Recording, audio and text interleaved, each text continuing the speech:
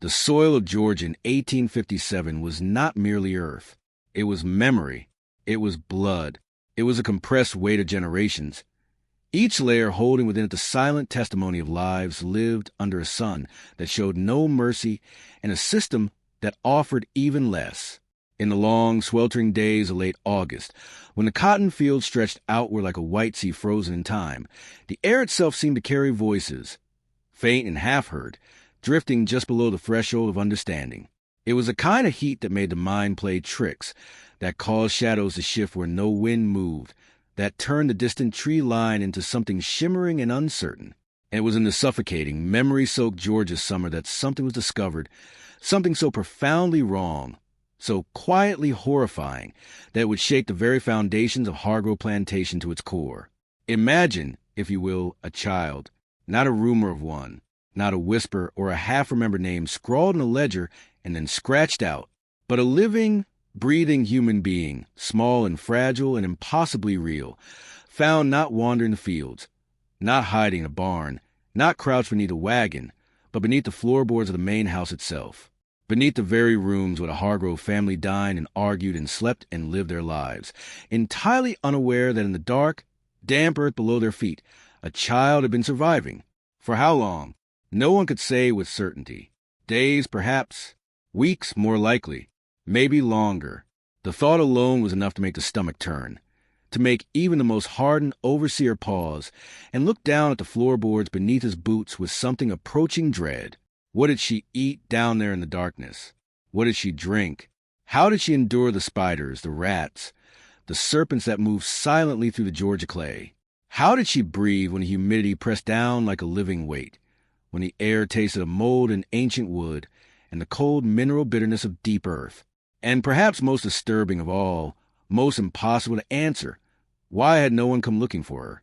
She had a name. She had a face. She had, somewhere in the tangled and brutal record-keeping of the plantation system, an existence that had been acknowledged, catalogued, and then, with a single stroke of ink, erased. Listed as dead. Gone. A loss to be noted and forgotten, like a broken plow or a flooded field. And yet, she was not gone. She was there. Right there, breathing in the dark beneath their feet. This is not a ghost story, though it carries the weight of one. This is not a tale of the supernatural, though it strains the boundaries of what we consider possible. This is a true and devastating account of a child named Ida, an enslaved girl of no more than 8 or 9 years, who vanished from the records of Hargrove Plantation in the spring of 1857 and was found alive beneath the foundations of Master's house 6 months later. What happened in those 6 months, how she survived, who knew, who helped, and who chose to look away, is a story so layered with cruelty and quiet heroism, with survival and complicity, that it demands to be told in full. Before we go any further, drop a comment below and tell us where you are listening from. If this is your first time here, subscribe and hit the bell. We post new stories every week, and you will not want to miss what is coming. Now let us go back. Georgia. 1857. Hargrove Plantation sat on the eastern edge of Burke County, a vast and ambitious enterprise that had been carved out of the Georgia wilderness by Elias Hargrove the Elder some 40 years prior. By 1857, under the management of his son, Cornelius Hargrove, it had grown into one of the largest cotton-producing operations in the county, its fields stretching in every direction like the unfolded wings of something enormous and indifferent. The main house was an imposing structure, 2 full stories of whitewashed timber and red brick, fronted by a wide veranda supported by 4 thick columns that gave an air of permanence and authority. It was a kind of house built to signal power, to declare dominion over the land and everyone who worked it. Cornelius Hargrove himself was a man in his late 40s, broad-shouldered and deliberate in his movements, with a square jaw and small, colorless eyes that seemed perpetually calculating something just behind whatever he was looking at. He had inherited not only his father's land, but his father's philosophy, which held that order was the highest virtue, and that any disruption of that order, however small, was a personal affront to be swiftly corrected. He was not known for outbursts of cruelty the way some planners were. He did not take pleasure in suffering, at least not visibly, but he had a coldness to him, a bureaucratic remove that in its own quiet way was just as devastating. He saw the enslaved people on his plantation, the way a farmer sees his tools, useful when functioning, a loss when broken, replaceable. His wife, Margaret Hargrove, was a woman of 43 who moved through the house with a kind of practiced invisibility, as though she had long ago made a private decision to see as little as possible of the world around her. She was gentle in her manner, deeply religious in her observances, and almost entirely disconnected from the reality of what sustained her comfortable existence. She tended her Bible and her herb garden with equal devotion, and she prayed each evening with genuine feeling for the souls of all mankind, a prayer that somehow managed to float above the specific circumstances of the hundreds of people living in bondage on a land outside her window. The person who truly ran the interior of the house was a woman named Cora. Cora was an enslaved woman in her mid-40s, her face a map of dignity and endurance, her eyes the color of dark river water, deep and moving and impossible to fully read. She had been at Hargrove Plantation since she was a girl herself, had watched 2 generations of the family grow up, had cooked their meals and cleaned their rooms and delivered their children into the world. She knew the house better than anyone alive, knew its sounds and silences, its hiding places and its secrets. And it was Cora who first heard the sound that would unravel everything. It began as nothing, a faint scratching, barely distinguishable from the ordinary nighttime chorus of an old house, the settling of beams, the scuttling of mice behind the plaster walls. Cora noticed it first on a Tuesday evening in early October, while she was banking the kitchen fire for the night. She stopped, tilted her head, listened. The scratching came again, soft and rhythmic, from somewhere beneath the floor near the far wall of the dining room. She stood very still for a long moment, her hand still resting on the iron poker, and then she went back to her work. But she did not forget it. Over the following days, the sound grew, not dramatically, not all at once, but steadily, the way a river rises after distant rain, slowly and with great patience, until what had once been barely audible became something undeniable.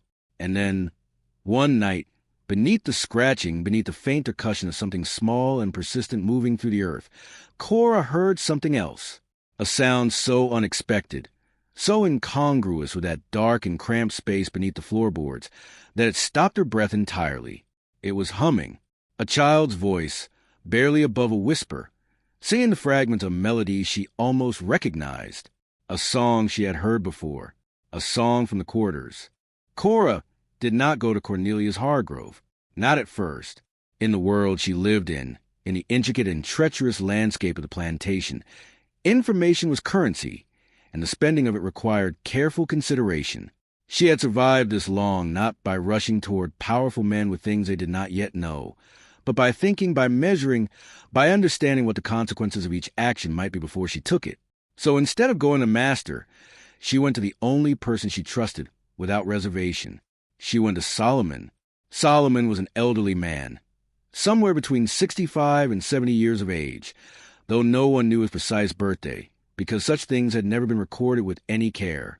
He had been born into bondage on a plantation in South Carolina, had been sold 3 times before arriving at Hargrove, and had accumulated in those decades of enforced wandering a quality that was rarer than gold in that world.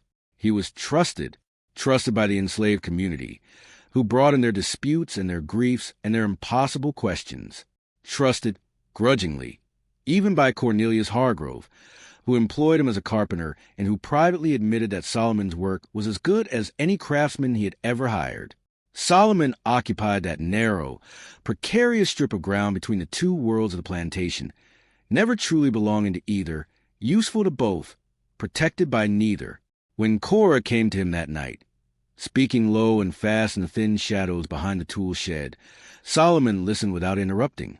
He had the gift of stillness, the ability to receive difficult information without his face giving anything away.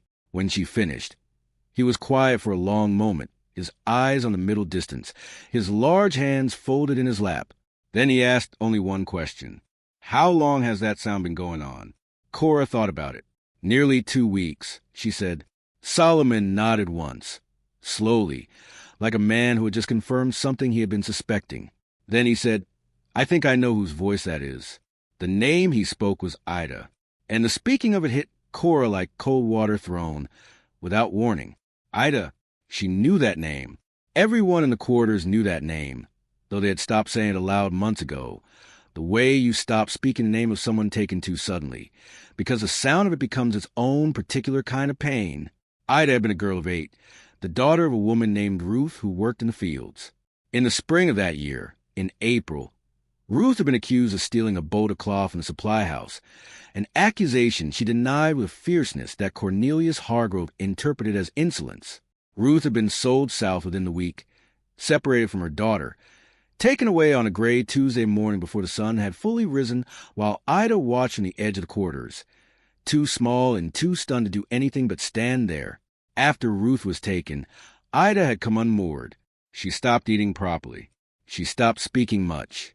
She wandered the edges of the plantation in a way that made the overseers nervous, not because she was causing trouble, but because there was something in her stillness, in the blankness of her expression, that unsettled people. And then in June, she had disappeared entirely. The official account, entered into Hargrove's ledger in his own precise hand, was sparse and unfeeling. Ida, a girl, approximate 8 years, disappeared June 14th, presumed drowned in the creek or lost in the woods. Listed as dead, loss minimal. No search had been conducted beyond a cursory look through the nearby fields. No inquiry had been made of the other enslaved people, or if it had, no one had offered information that led anywhere. The matter had been closed within 48 hours, filed away in a ledger alongside the record of a broken axle and an unproductive acre of soil, and then forgotten entirely, except by the people in the quarters who had known her, except by Solomon, who had built a small wooden toy that Ida used to carry everywhere, a carved bird with movable wings, and except, perhaps, by whoever had known all along where she actually was. Because someone had known. That was the thing that Cora and Solomon sat with in the dark that night. The terrible implication coiled beneath everything else. For Ida to have survived beneath those floorboards for nearly 4 months, she could not have done it alone. She was 8 years old. The crawl space beneath the main house was a hostile and disorienting environment, dark in a way that had weight to it, alive with insects and reptiles and the constant damp, laced with the smells of rot and mineral earth. A child could not have found her way in and out repeatedly to find food and water without help. A child could not have known which boards were loose, which sections of the foundation had gaps large enough to pass through. Someone had shown her. Someone had been supplying her. And that someone, whoever they were, had been doing it right under Cornelius Hargrove's nose for months, with enough care and enough silence that not a single word of it had leaked. That required not just one person. That required a network of people, bound together by loyalty and terror and a fierce, shared love for a small girl who had already lost everything. Solomon told Cora to wait, to do nothing. Not yet. He needed to think, he said, about what came next, about how to approach this in a way that did not get anyone killed. Because that was the calculation they were always making, always had been making. Not what is right, but what is survivable. Not what should happen, but what can happen in a world structured to crush any act of ordinary human love. Cora went back to the house. She banked the fire again, though it did not need it. She stood in the kitchen in the dark, and she listened, and from beneath the floorboards, so faint it might have been imagination, she heard the humming again, and she recognized it now. It was a lullaby, the same one Ruth used to sing to Ida in the evenings, sitting outside their small quarters with the girl's head in her lap, a melody that had traveled from whatever distant place Ruth had come from, passed down through some chain of memory and grief, and now being sung by a child alone in the dark as a way of keeping the memory of her mother alive. Cora pressed her hand flat against the floorboards. She did not say anything. She just stood there, hand on the wood, feeling the solid resistance of the board between them, and she made herself a promise. She was not entirely sure yet what that promise meant in practical terms. She only knew that the shape of it was this. That child would not be forgotten again. Not while Cora was breathing. Not while Solomon was breathing. Whatever it cost them, whatever careful and dangerous thing needed to be done next, they would do it. The only question remaining was how. It was a Thursday morning in mid-October when the decision was made for them, not by Cora, not by Solomon, but by Ida herself, who apparently had grown tired of waiting or had heard something that frightened her, or had simply reached a point past which her small body could endure no more. Cornelius Hargrove was walking through the dining room at just past 7 in the morning, heading toward his study with a cup of coffee in one hand and a sheaf of papers in the other, when the floorboards directly beneath his feet shifted with a sound that was distinctly, unmistakably alive. He stopped. He looked down. He heard it then, faint and close, a child's breathing, ragged and irregular, coming from directly beneath his feet. What happened in the next few minutes would be recounted differently by everyone who witnessed it. The details altered by the distortions of shock and self-interest and the strange mercy of selective memory. But the broad facts were these. Cornelius Hargrove called for help. 2 of the field hands were summoned to lift the access hatch near the back of the house, the small wooden panel set into the floor of the rear hallway that led down into the crawl space. And when they did, when the hatch was open and the wave of cool, mineral-smelling air rose up from the darkness below, what they found beneath was Ida. She was alive, barely. She was curled in a hollow she had scooped out of the earth between 2 of the foundation piers, a space no larger than a small wardrobe. She had lined it with rags, scraps of fabric, what appeared to be the stuffing from an old pillow. Beside her was a tin cup, empty now, and the remains of what had once been food. Cornbread wrapped in cloth, dried fruit, a piece of salt pork. Her hair was matted with clay. Her dress, what remained of it, was gray with dirt and barely recognizable as a garment. But she was breathing. Her eyes, when they opened and adjusted to the sudden flood of light, were still sharp, still present, still, against all reason, still containing something that looked very much like defiance. Cornelius Hargrove stood at the edge of the open hatch and stared down at the child he had listed as dead and done nothing to find. His expression, by all accounts, was difficult to read. Not guilt, precisely. He was not a man built for guilt in any straightforward sense. Something more complicated than that. Something closer to the discomfort of a man who has suddenly been confronted with the material consequences of his own indifference and does not know where to put the feeling. He said nothing for a long moment.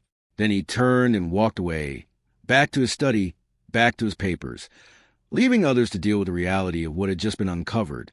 It was Cora who went down into the crawl space. No one asked her to. She simply went, lowering herself to the hatch without a word, disappearing into the darkness. And when she emerged, she had Ida in her arms, the girl's head resting against her shoulder, her eyes half closed. Cora carried her to the kitchen, the only room in the main house that Cora truly controlled, and she set her down on the bench by the fire and began the slow work of bringing her back to the world of warmth and light and food. Ida did not speak for 3 days. Not a word. She ate what Cora brought her, drank water and weak broth and eventually something more substantial, and she slept a great deal, long and heavy sleeps from which she sometimes woke crying softly and sometimes woke in complete and watchful silence. When she finally did speak, it was not to explain or to describe or to answer any of the questions that everyone, for their own various reasons, wanted answered. The first thing Ida said, in a voice roughened by months of disuse, was a question. She looked up at Cora and she asked, "Did you know I was there?" Cora looked at her for a long moment, and then she said yes. She had known, not from the beginning, but for long enough, and she had not told. Ida nodded, as though this confirmed something she had already believed, as though the knowing had been part of what kept her alive down there, the sense, even in the absolute darkness, that not everyone had forgotten her. The investigation, if it could be called that, was brief and unsatisfying. Deputy Aldous Fenn, the county's law enforcement, arrived 2 days after discovery, a heavy-set man with a permanently distracted air who seemed to regard the entire situation primarily as an inconvenience. He interviewed Cornelius Hargrove at length and Margaret Hargrove briefly. He walked once through the main house. He looked at the open hatch and the crawl space, and he wrote several things in a small notebook. He did not interview Cora in any meaningful way. He did not speak to Solomon at all. He noted in his official report that the child Ida had apparently concealed herself voluntarily and survived through, and here his language became notably vague, means yet to be fully determined. The case was listed as resolved. Closed. What was never officially established, what would never be put down in any document that survived a decade, was who had fed her, The network that Solomon had intuited, the careful and dangerous web of people who had brought food and water to that hatch over the course of months, who had shown a traumatized girl where to hide and how to move through the dark and how to stay quiet when the footsteps above grew close, those people were never identified. They had been too careful, too practiced in the necessary arts of secrecy that life under that system had forced them to develop. They said nothing and no one broke them.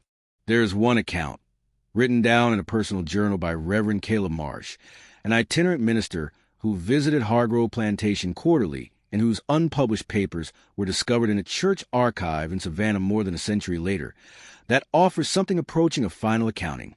Marsh writes that he spoke privately with Solomon some weeks after the discovery, and that Solomon told him, without elaborating on specifics, that there had been 7 people involved in keeping Ida alive, 7 people who had each taken on a portion of the risk, who had each made the calculation that the life of a child was worth the danger, 7 people whose names Marsh noted with what reads like genuine anguish. He had promised not to record. What he did record was what Solomon said at the end of their conversation. They listed her as dead. Solomon told him. So we decided she would live anyway. That was the whole of it, as far as any of them were concerned. They said she was gone. So we made sure she was not. Ida survived. That much is certain. She appears in later records in Ohio. In the years after the war, a woman in her late 20s listed under a different surname, working as a seamstress, then later as a teacher of young children. Whether she ever spoke of Georgia, of the plantation, of the 6 months she spent in the dark beneath those floorboards, is not known. Some things are kept not because they are too small to matter, but because they are too large a hand to strangers. Some survivals are so complete, so hard-won, so woven from the courage of others and the stubbornness of the self, that they belong only to the person who lived them. But the question that lingers, the one that sits at the bottom of everything like sediment settling in dark water, is not about Ida.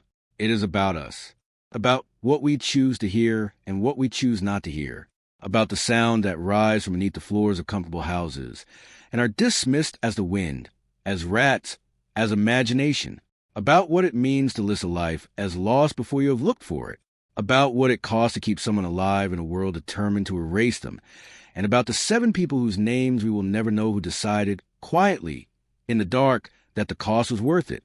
Georgia, 1857, she was listed as dead, but something breathed beneath the house, and someone made sure it kept breathing.